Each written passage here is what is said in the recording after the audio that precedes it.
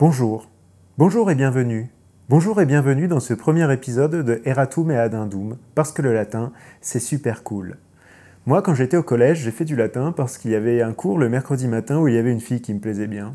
Voilà, c'est à peu près tout ce que j'ai en rimant.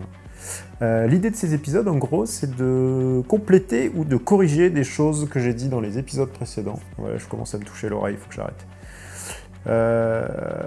Voilà, soit par rapport à des choses que vous m'avez fait remonter, soit par rapport à des choses auxquelles j'ai pensé depuis. Comme vous pouvez le constater, j'ai changé de décor parce que j'ai pas du tout le temps de nettoyer ma cuisine. Alors du coup, je me dis que peut-être souvent, quand les youtubeurs ils filment pas au même endroit que d'habitude, c'est parce que c'est dégueulasse chez eux.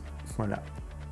Niveau production aussi, ça va être un peu plus simple parce que là j'ai pas beaucoup de temps et ça fait quand même 2 semaines que j'ai pas fait de vidéo, donc je voulais quand même sortir une vidéo. Dans l'épisode numéro 3 sur les single hop, je vous expliquais qu'on peut utiliser un ou plusieurs houblons pour faire une bière, et que quand on utilise qu'un houblon, on parle de single hop. Et donc il y a un peu le même principe pour les maltes, quand on utilise qu'un malt pour faire une bière, on parle de single malt.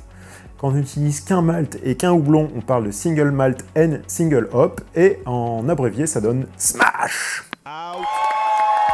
Dans le même épisode, je vous parlais d'un livre que j'ai acheté qui s'appelle The Hops List, qui liste 265 houblons qui sont utilisés pour faire de la bière, avec toutes leurs caractéristiques, que ce soit du goût, comment ça pousse, etc. Et en fait, en cherchant sur le site thehopslist.com le lien pour acheter le bouquin, pour le mettre en description, je me suis rendu compte en fait qu'il y avait un moteur de recherche sur le site qui permet de chercher parmi tous ces houblons et d'avoir directement ces caractéristiques sur le site. Et en plus, c'est mis à jour régulièrement. Voilà.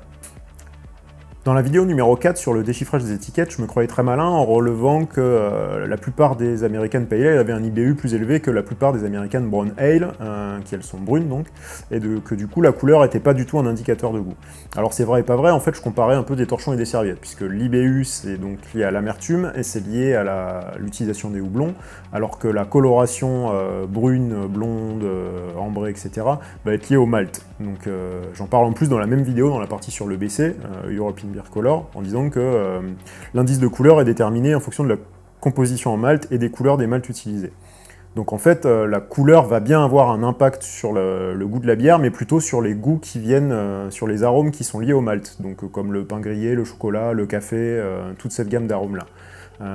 Donc c'est un autre axe d'analyse complètement que l'IBU, et il n'y avait pas vraiment lieu de faire un point entre les deux, comme l'a fait remarquer Happy Beer Time en commentaire.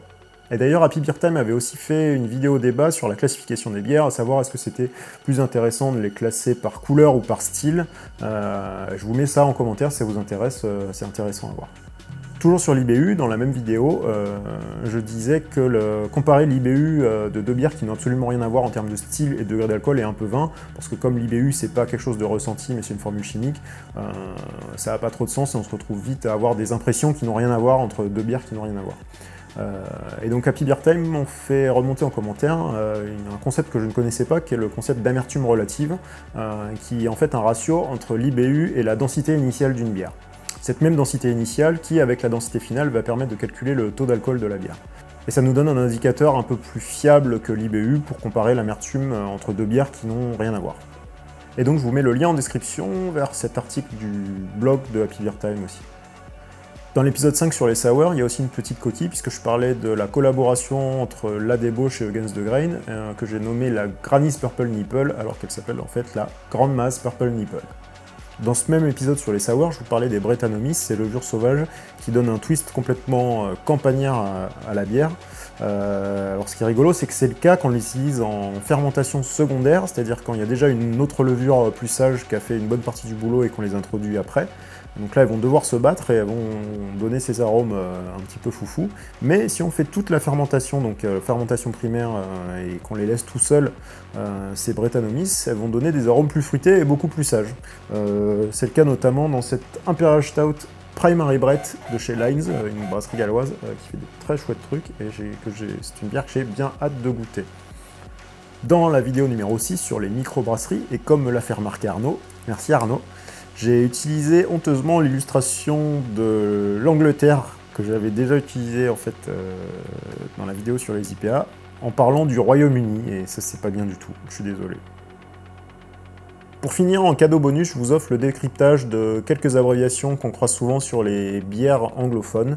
On va commencer par BA, donc BA, donc qui signifie Barrel Aged, donc qui indique qu'une bière a été vieillie en fût, comme cette magnifique Hardbeg BA Imperial Stout de chez Cloudwater, donc qui a été vieilli en fût de Hardbeg. Ça, j'ai bien hâte de goûter ça. Ensuite, on a DDH DDH pour Double Dry Hopped, pour des bières qui ont été doublement houblonnées à froid, donc 2 fois de suite. Donc, comme je vous avais dit que c'était possible de faire dans la vidéo sur le dry hopping d'ailleurs.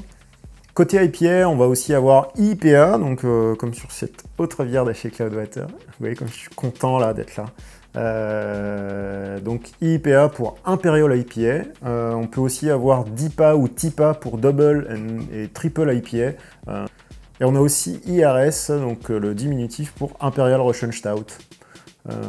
Voilà, c'est tout pour cette fois. Comme d'hab, je vous invite à liker cette vidéo, à partager, parce que j'ai encore pas beaucoup d'abonnés, et à me suivre sur Facebook ou Instagram, où je poste toujours quelques actus et tous les jours une dégustation. Voilà. Allez, ciao!